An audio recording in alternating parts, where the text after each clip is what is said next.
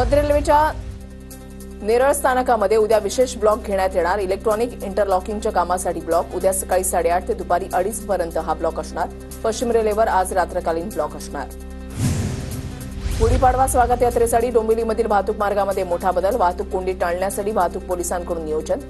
Phadke road, Chhatrapati Shivaji Maharaj चौक, कोपर उड्डाण पूल आणि Tilak road इथे वाहतूक बंदी लागू। पुणे विद्यापीठामधील कोंडीचा ताण लवकरच हलका होणार। ब्रेमेन चौक ते ई स्क्वेअर या मार्गातील उड्डाणपुलाची एक बाजू 1 मे रोजी खुली होणार। आमदार सिद्धार्थ शिरोळे यांची माहिती। मुंबई महानगर क्षेत्रामध्ये आणखी 3 मेट्रो मार्गिकांना गती मिळणार। MMRDAकडून पायाभूत प्रकल्पांसाठी 87% तरतूद। Thane Bhiwandi Kalyan metro pass मार्गिकेवरील metro कल्याणऐवजी उल्हासनगरपर्यंत धावणार। मेट्रो पास मार्गिकेचा आता खडकपाडा ते उल्हासनगर असा विस्तार होणार। मुंबई महानगर प्रदेश विकास प्राधिकरणाकडून उत्तन ते पालघर सागरी सेतू बांधण्यात येणार। मुंबईकरांना नरिमन पॉइंट ते विरार प्रवास थेट आणि अतिजलद होणार।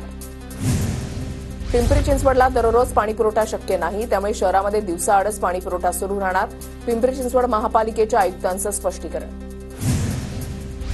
पिंपरी चिंचवडमध्ये 30% नालेसफाई पूर्ण, कामाला गती देण्याचे महापालिका आयुक्त शेखर सिंह यांचे आदेश। पुण्यामधल्या भोर नगरपालिकेचे कर भरणा केंद्र सुट्टीच्या दिवशी सुरू राहणार। नागरिकांना मालमत्ता कर पाणीपट्टी मार्च अखेरपर्यंत भरता येणार। नगरपालिकेकडून कर वसुलीसाठी 11 पथकं तयार। मुंबईमध्ये उघड्यावर कचरा जाळल्यास 1000 रुपये दंड आकारण्यात येणार। नागरिकांना पर्यावरणीय समस्यांची जाण व्हावी यासाठी बीएमसीचा निर्णय। 1 एप्रिलपासून नियमाची अंमलबजावणी होणार।